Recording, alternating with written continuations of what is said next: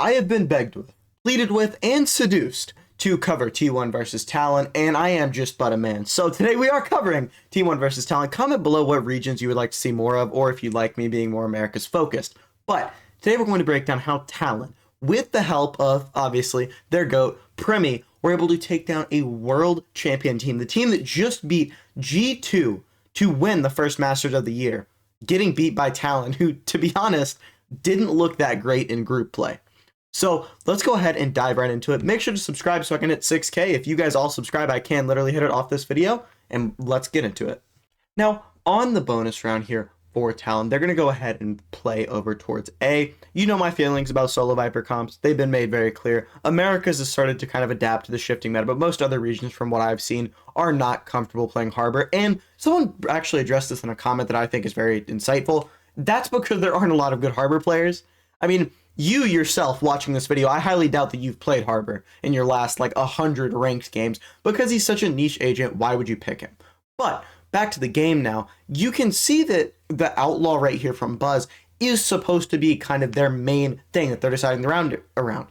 But he ends up body shotting not just Jip Boys, but Premi as well later on in the round, leaving them both on 10 HP. Now, this Viper v Viper fight is huge. I honestly think that in these solo Viper comps where one Viper lurks, one Viper anchors, that's the biggest fight on Icebox, period. But doesn't have much of an impact this round.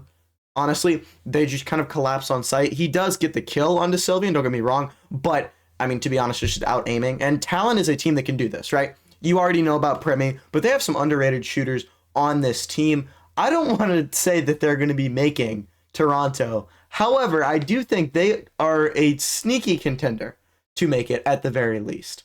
However, it's not all sunshine and rainbows. They have the KJ Molly lineup to break this turret mid. Again, this is something you should be doing literally every round on attack if the T1 KJ continues to put his turret there, right? This is something you should always be doing on Icebox. However, this B hit looks like it's going to be okay. At first, you get the site for free, but the mollies to the leg, and mollies are so important. Icebox is a map where what you need to do is deny plant. That's pretty much all. Premi's in this spot here where he didn't expect two people, and Sylvian is able to kill him while his crosshair is looking up at stacks. Not really too much you can do there, to be quite honest with you. You could say drone it, but that would be a pretty aggressive drone. I think they wanted to save it for post. However, while all this has been happening, Talon's Killjoy has some good space over on A and calls for a rotation. And honestly, 3v4, you can get bombed down, play post. Again, you will have that drone, you have double shocks, you have salvos online. There's a world where you can win this round. The issue is Buzz doesn't like that. Buzz says, no, this is my world, and you are just living in it. Does a great job here, gets this kill, and then backs out, understanding, hey, we have a great numbers advantage, let's not waste it. Tail also gets offloaded. Some people might say this is an overinvestment. I say you probably just want to win the round. Don't blame me too much there. Secure that round, make it 1-3, and honestly, T1 looked like they could have run away with this thing. However, on this next round, T1 go ahead and try and make an aggressive push onto A while the hit is over on the B bomb side. This Teo drone is going to be here to see if anyone's here that Buzz can fight, and it sees the gun tip, the long, girthy tip of that champion's Phantom, and Buzz then tries to take the fight. But while we were all watching that fight on the minimap, Talon didn't want to go to B. So they end up going over towards A, then drone gets used to re-clear this space that they've lost. Again, very important on Icebox. Anyone that watched my Lev video on Icebox, they will know you need to re-clear space once you have lost it. Lev did not know. Anyways, they go back towards B right here while keeping KJ and Teo over here on the A-bomb site as a bit of a fake slash distraction slash gain some space. Again, Icebox is a map where you're going to have a lurker on the opposite site 9 times out of 10. Teo leaves, and then Jip Boy looks like he might be able to get a nice kill here, but neither him nor Teo really know where the other person's coming from, and so it ends up being a 4v3. Premi should not be using this. I mean, this gun skin is a abomination, right?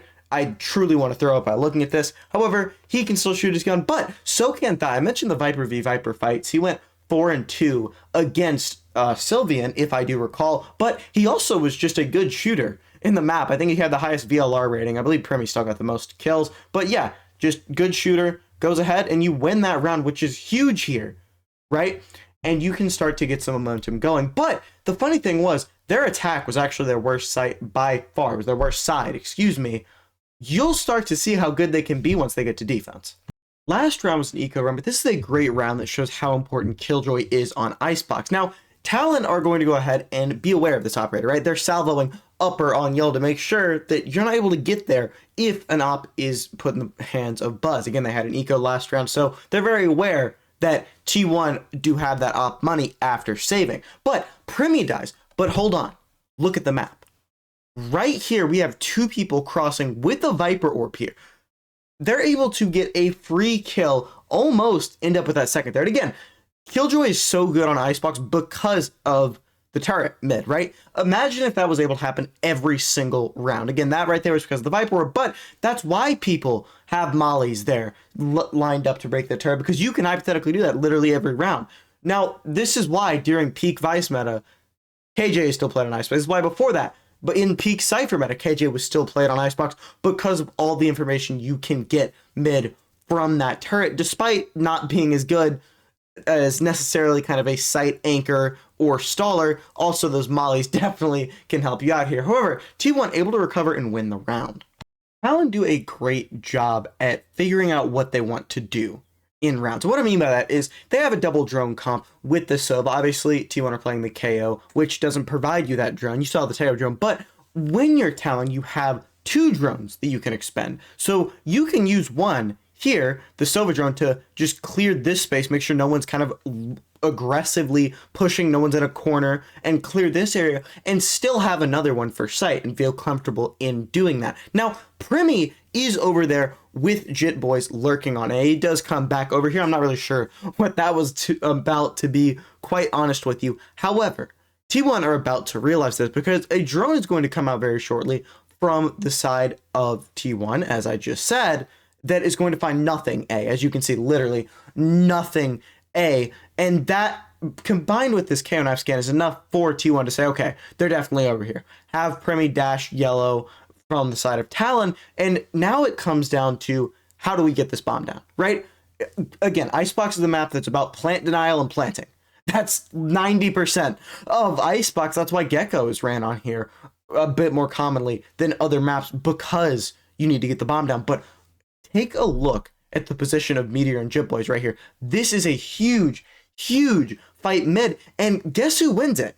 Jit Boys. The turret gets broken and he just gets the kill, then gets another kill onto this Viper. Buzz tries to do everything he can, and then quickly right here, there are like 6 seconds left. You might say, oh, this is a dumb swing, whatever, blah, blah, blah. You just need to deny plant here. That's your chance of winning. Just swing out, hope.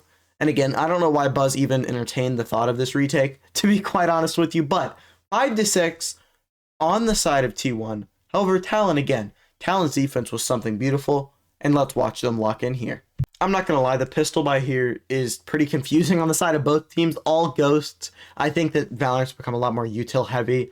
Classic buys on the side of at least a couple players with the utility in mind, I think, is a lot better. But this fighter wall goes up for T1, and what it does is it threatens that Sylvian's over here. Now, Primi just spams through it because he has wall hacks, apparently, but it creates this threat that Viper's cross and is in this area. But they just walk down, clear it out. That immediately triggers a response from T1, which is, hey, we need to speed up on A. We've seen these people over here. Meteor has a really good lurk where he's able to find the head of Jit Boys.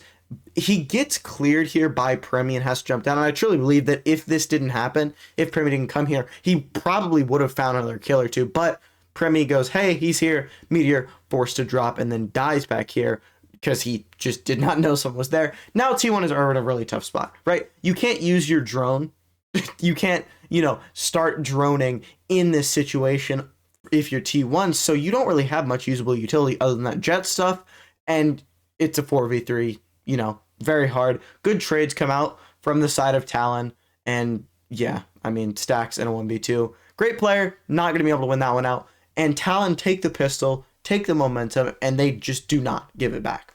Now, let's take a look at the bonus round here on the side of T1, because honestly, the comp, more than anything, of Talon kind of messed them up here. Here's what I mean.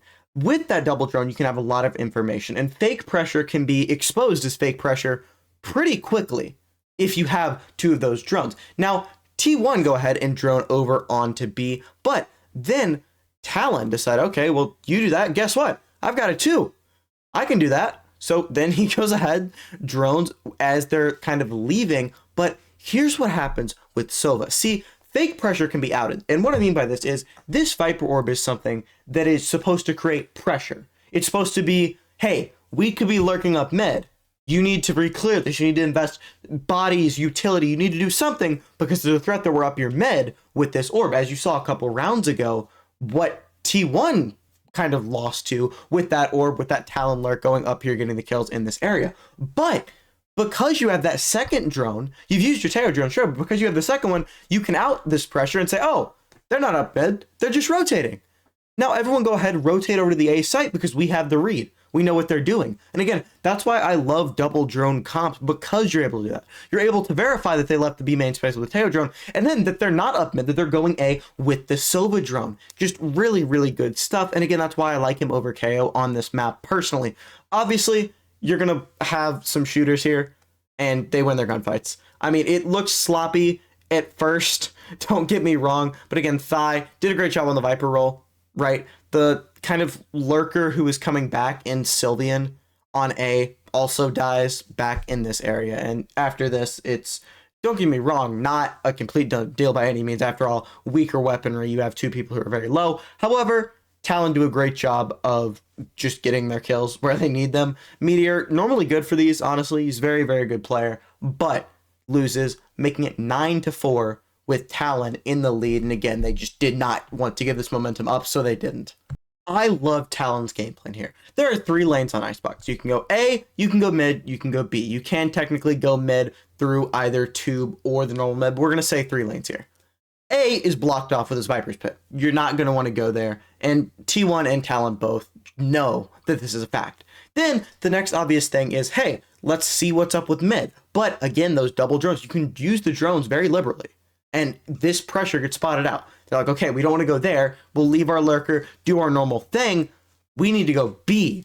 And Primi is there with an op. Again, all of these lanes are shut down, minus mid that is getting re-cleared with bodies. It is just a wonderful example of how to defend, to be quite honest with you. Primi, by the way, gets like completely shut down on site. Like, he should not have survived this. KO knifed, salvoed, you have Buzz dashing on him, and he's still somehow able to get out, ends up winning them the round later because of this, right? You cannot let that go unpunished when you use your utility so well. But again, Premi, great player. He's going to get his with that operator. He's going to get his twice, and then CGRS, or Cruz, excuse me, just gets 2 with the ult.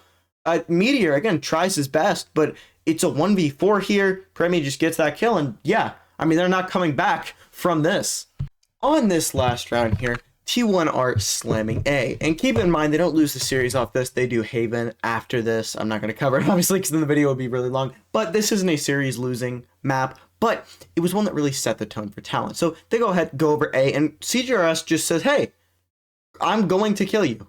And you, boom, your entry is gone. Now, I understand that on Icebox, Duelist isn't as crucial as it might be to make space on other maps, but on any map, when it's a 3v5 and there's a defender killjoy, even if you have your KJ ult, it's not going to be easy. And because of the KJ ult on the side of Talon, now Viper has to ult from so far back here that his ult doesn't even end up reaching Spike. Now, it doesn't matter because he dies in like 5 seconds, but his ult just barely doesn't even cover bomb, making it to push up this far here just in case they do something. And then, yeah, just Talon, to be quite honest, just out-aim them right there. Thank you guys so much for watching. I truly believe Talon could be a sneaky contender, but I believe I can be the next big YouTuber if you hit that subscribe button. Thank you guys so much for watching. Have a wonderful rest of your day. Peace.